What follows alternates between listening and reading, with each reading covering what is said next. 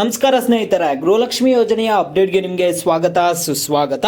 ನೋಡಿ, ಇಲ್ಲಿ ಗೃಹಲಕ್ಷ್ಮಿ ಯೋಜನೆಯ ಹಣ ಬಿಡುಗಡೆ ಆಗೋದ್ರಲ್ಲಿ ತುಂಬಾ ಗೊಂದಲಗಳಾದ್ರೆ ಇದಾವೆ. ಸಾಕಷ್ಟು ಜನರಿಗೆ 7ನೇ ಕಂತಿನ ಹಣ ಕೂಡ ಬಂದೇ ಇಲ್ಲ. ಇನ್ನು ಕೆಲವ್ರಿಗಾದ್ರೆ ಗೃಹಲಕ್ಷ್ಮಿ 1 ಕಂತು ಹಣ ಕೂಡ ಅವರವರ ಖಾತೆಗಳಿಗೆ ಹಣ ಆದ್ರೆ ಕ್ರೆಡಿಟೇ ಆಗಿಲ್ಲ. ಈ ರೀತಿಯಾಗಿ ಸಮಸ್ಯೆಗಳಾಗಿದೆ. ಇನ್ನು ಕೆಲವರಿಗೆ 1 ಕಂತು ಹಣ ಬರುತ್ತೆ, 1 ಕಂತು ಹಣ ಬರಲ್ಲ. ಈ ರೀತಿಯಾಗಿ ಸಮಸ್ಯೆಗಳು ಕೂಡ ಆಗಿದೆ. ಈಗ ಗೃಹಲಕ್ಷ್ಮಿ 7ನೇ ಕಂತಿನ ಹಣ ಯಾವಾಗ ಬರುತ್ತೆ ಏನು ಅನ್ನುವಂಥದ್ರ ಬಗ್ಗೆ ಮಾತಾಡೋಣ.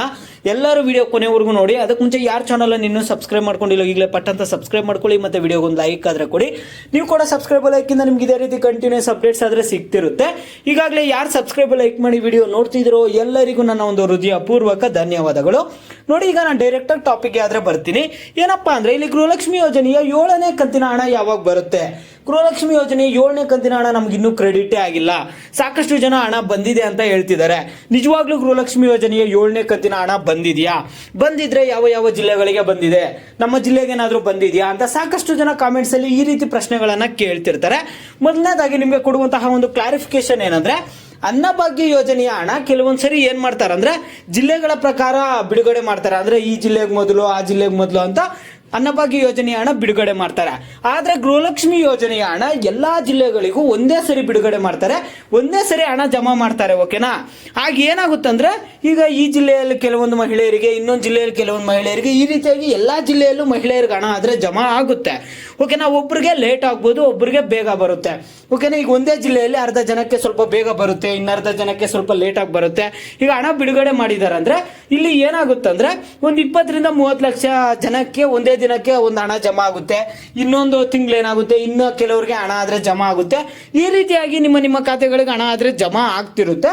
ಓಕೆನಾ? ಗೃಹಲಕ್ಷ್ಮಿ ಯೋಜನೆ 7ನೇ ಕಂತಿನ ಹಣ ಯಾವಾಗ ಬರುತ್ತೆ ಅಂತ ನಿಮ್ಮ ಪ್ರಶ್ನೆ. ಯಾಕಂದ್ರೆ ಸಾಕಷ್ಟು ಜನರು ಏನ್ ಮಾಡ್ತಿರ್ತಾರೆ, ಕೆಲವರು ಹಣ ಬಂದಿದೆ ಅಂತ ಕಾಮೆಂಟ್ ಮಾಡ್ತಿರ್ತಾರೆ, ಕೆಲವರು ಹಣ ಬಂದಿಲ್ಲ ಅಂತ ಕಾಮೆಂಟ್ ಮಾಡ್ತಿರ್ತಾರೆ. ಇಲ್ಲಿ ಗೃಹಲಕ್ಷ್ಮಿ ಯೋಜನೆಯ 7ನೇ ಕಂತಿನ ಹಣ ಸಾಕಷ್ಟು ಜನ ಫಲಾನುಭವಿಗಳಿಗೆ ಇನ್ನೂ ಜಮಾ ಆಗಿಲ್ಲ.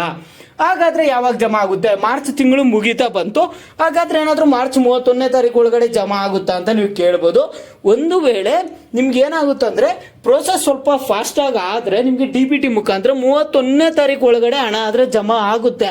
ಇಲ್ಲ ಅಂದ್ರೆ ನಿಮ್ಗೆ ಏನಾಗುತ್ತಂದ್ರೆ ನೆಕ್ಸ್ಟ್ ತಿಂಗಳು ಅಂದ್ರೆ ಏಪ್ರಿಲ್ 10ನೇ ತಾರೀಕು ಒಳಗಡೆ ನಿಮ್ಗೆ ಗೃಹಲಕ್ಷ್ಮಿ 7ನೇ ಕಂತಿನ ಹಣ ನಿಮ್ಮ ಖಾತೆಗಳಿಗಾದ್ರೆ ಜಮಾ ಆಗುತ್ತೆ. ಇದು ಬಂದಿರುವಂತಹ ಹೊಸ ಅಪ್ಡೇಟ್. ನಿಮಗೆ ಏನಾಗುತ್ತಂದ್ರೆ ಏಪ್ರಿಲ್ 10ನೇ ತಾರೀಕುವರೆಗೂ ಒಂದು ಡೆಡ್ ಲೈನ್ ಅನ್ನ ಕೊಟ್ಟಿದ್ದಾರೆ.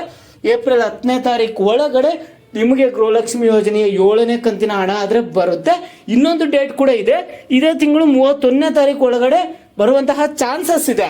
ಆದ್ರೆ ಪಕ್ಕ ನಿಮ್ಗೆ ಏಪ್ರಿಲ್ 10ನೇ ತಾರೀಕು ಒಳಗಡೆ ನಿಮ್ಮ ಖಾತೆಗಳಿಗೆ ಗೃಹಲಕ್ಷ್ಮಿ ಯೋಜನೆಯ 7ನೇ ಕಂತಿನ ಹಣ ಆದ್ರೆ ಜಮಾ ಆಗುತ್ತೆ.